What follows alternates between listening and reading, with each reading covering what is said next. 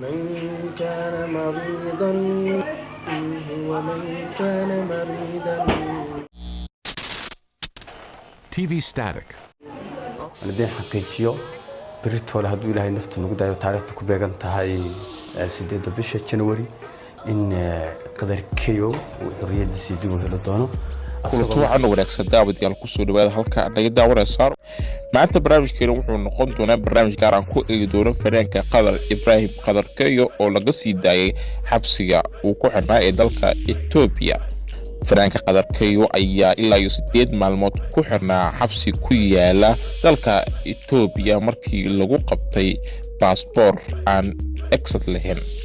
dadaalo badan oo la sameeyay sida lagu sii daan lahaa fanaanka Qadar Ibrahim Qadar Keyo ayaa ugu dambeyn lagu guuleystay in la sii daayo fanaanka Qadar Ibrahim Qadar Keyo waxaana gacan weyn ka geystay xilwaana ka tirsan golaha shacabka uu ka mid yahay xilwaan Carwo oo ka mid ah xilwaanada golaha shacabka Soomaaliyeed ayaad barnaamijkeena ku maqan doontaan fadlan haddii aad ku cusub tahay channelka subscribe saar kambalelkana furo si aad u hesho wararkii ugu dambeeyay aan inta ku soo gudbino muuqaalkana like saar lacagna ma aho waadna ku maasantihiin daawashada aad daawanaysaan ee barnaamijyadeena isku soo laabasho wanaagsan fanaanka Qadar Ibrahim Qadar Keyo ayaa laga sii daayay xabsi ku yaala dalka Ethiopia uu ku xirnaa ilaa 8 maalmood.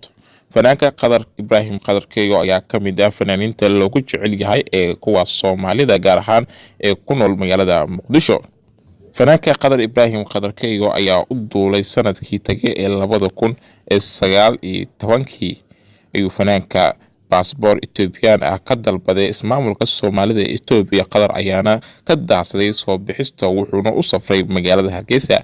muddo yar kadib ayaa fanaanka lagu soo wargeliyay in uu soo baxay passportkiisa Ethiopianka oo codsaday qof ayaana u soo qaaday uguna keenay Hargeysa.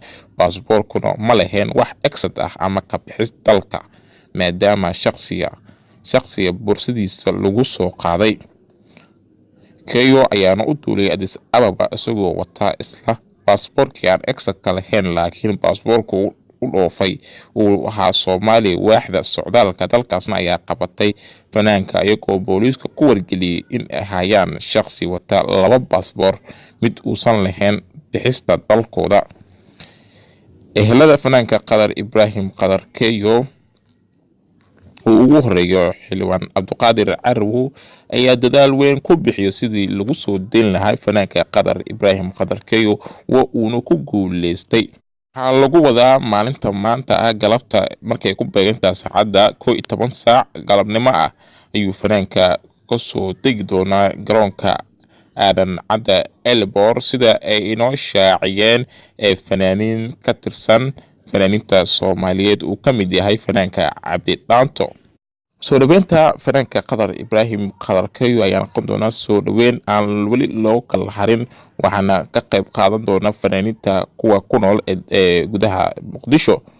fanaanka Qadar Ibrahim Qadar Keyo ayaa fanaan dhibaato ku soo koray waxaana soo korisay ayadiis asagoo yar ayayna dhimatay hooyadii iyo aabihii.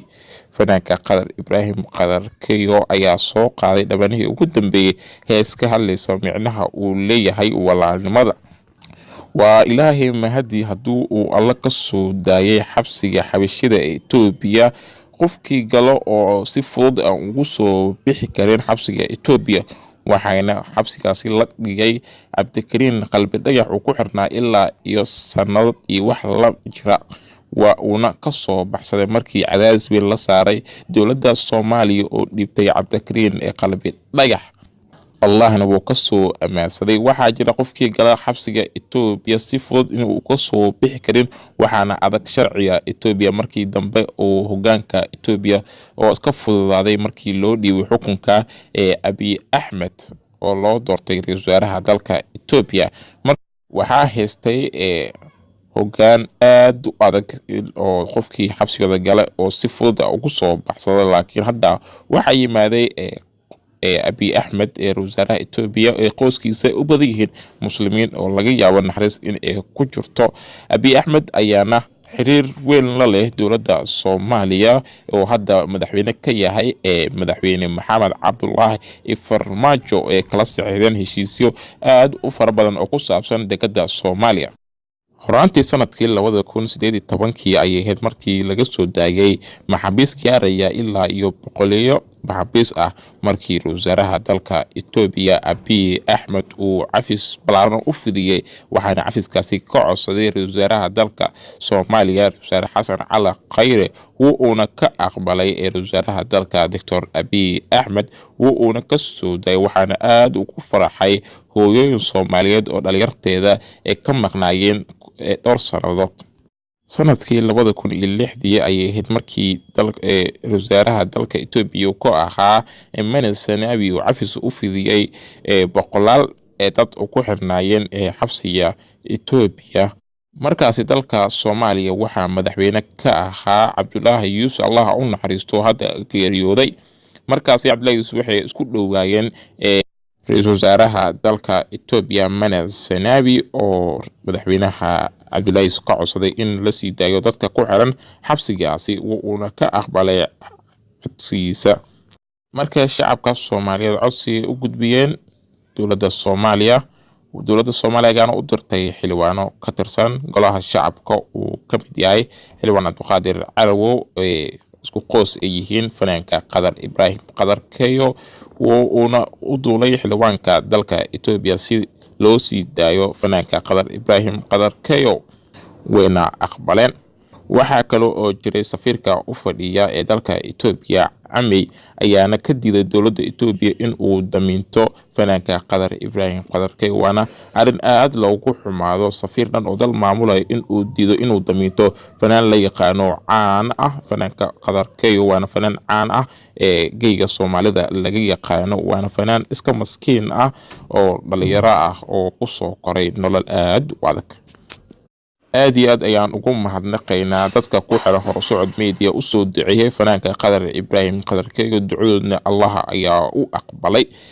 halkan ayaa kala socon doonta soo dhaweynta fanaanka Qadar Ibrahim Qadar Keyo ee galabta lagu soo dhaweyn doona garoonka Aadan Cabdulle Aadan Cadde hadduu Allah idmo. intaan ayaan ku soo gabagabeynaynaa barnaamijkeena gaarka ah ee aan ku eeynay fanaanka Qadar Ibrahim Qadar Keyo xabsiga laga soo daayay. waxaa si sharaf leh inaan ka codsanaynaa inaad channelkani subscribe saartaan. subscribe-kana lacag maahan adigoo daawanaya xasid ma tihid subscribe saar gambaleelkana furo si aad u hesho warbixinada halkan aan ku soo gudbina u noqoto qofkii ugu horeeyay ee hor daawada muuqaalkana like saar waana ku mahadsantihiin daawashada aad daawanaysaan barnaamijyadeena.